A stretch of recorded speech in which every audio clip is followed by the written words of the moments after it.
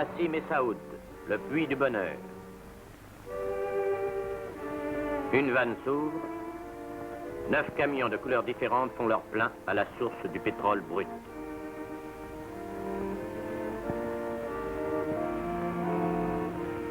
Notre mission, reconnaître les espaces vierges, en retrouver l'histoire et la préhistoire, déceler les ressources du sol, rechercher les liaisons possibles entre l'Afrique du Nord et le Tchad.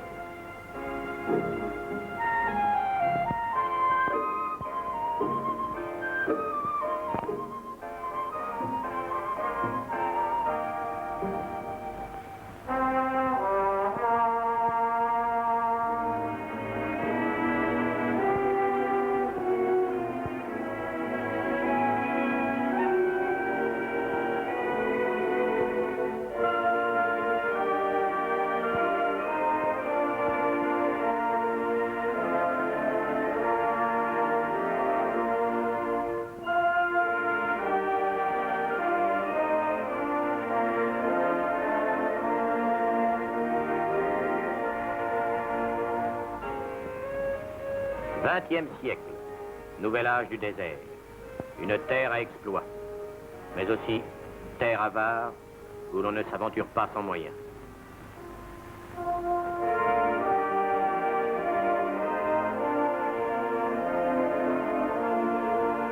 Nous sommes 50 hommes qui ont quitté leur activité, leur atelier, leur institut, pour aller vivre sur une terre reniée des hommes.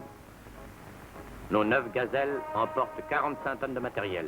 Tout ce que la science et la vie ont de pliants et de portatifs. Des frigos roulants, des laboratoires en caisse, 2 camions station-service, 5000 litres d'eau.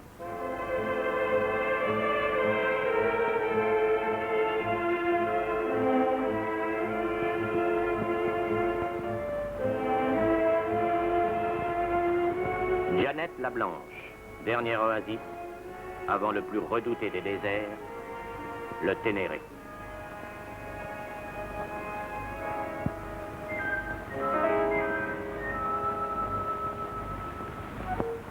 Cet espace que les hommes traverseront du nord au sud pour la première fois est encore en blanc sur la carte. La mission atteindra le lac Tchad à Fort-Lamy. Au retour, elle explorera un deuxième itinéraire couvrant au total 10 000 kilomètres fantastiques de découvertes et d'audace.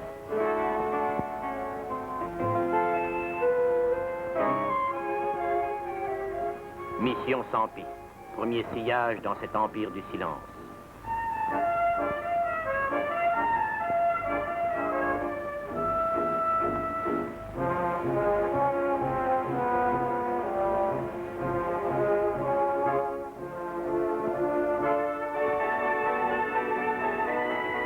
Confusion générale de l'horizon, cordon de sable pointé en baïonnette, labour fantaisiste du vent, la dune et son chaos sans fin.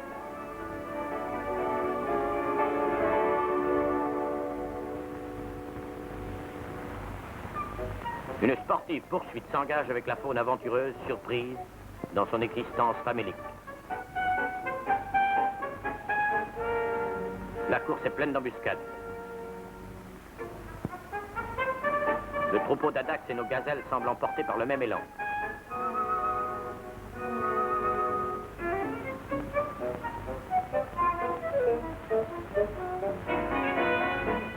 Le djellé, le bousier solitaire, locataire de la dune, s'inquiète.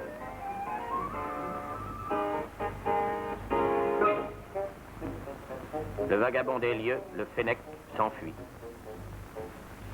Sur notre passage, la gerboise, prise de panique, gratte le sable, son seul refuge. Sa voisine, séchée sur place, semble narguer ce nouvel arrivant au parasol de ville d'eau. Le géologue de la mission, docteur du sous-sol, ausculte. Tous les 50 km penché sur une aiguille aimantée, il enregistre les attractions magnétiques terrestres. Cette mesure dans le grand silence révélera par la suite les anomalies souterraines ou les richesses minières enfouies. Nos étapes se font par bonds successifs.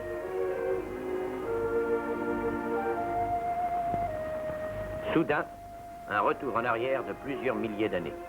Autour d'une tombe pré-islamique, les scientifiques sont émus. Une pierre pas comme les autres vient de jeter le trouble général. Le Pebble Tool, outil galet de l'ouvrier néolithique, vient d'être reconnu.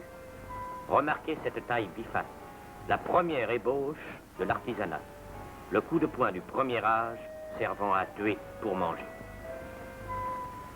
Ce terrain nu est bientôt transformé en éventaire d'artisans de la pierre. Jamais on n'a vu un tel stock d'outils galets et de bifaces.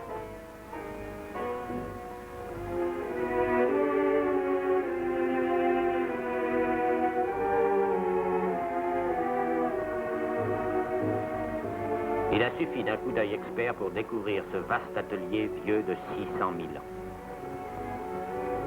Il faudra des années pour fouiller ce gisement préhistorique, déjà classé par nos archéologues comme l'un des plus importants du monde. Un second témoignage vient confirmer cette présence humaine. La découverte d'une poterie intacte, gros potiron de 50 cm de diamètre, enfoui jusqu'à la collerette.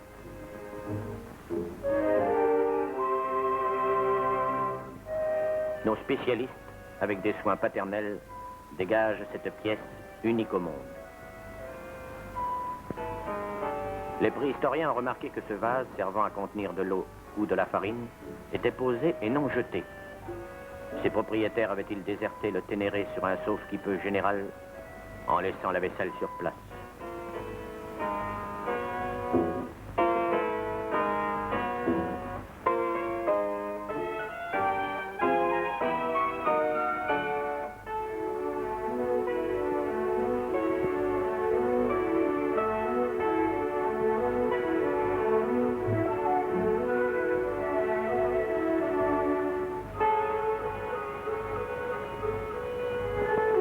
Machine à écrire de nos reporters, les mots percutent.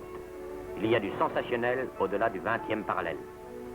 La vacation est dans 1 heure, annonce le responsable des transmissions. OK pour le papier. Et ce soir-là, dans ce désert d'entre les déserts, notre radio onde courte l'annonçait au monde.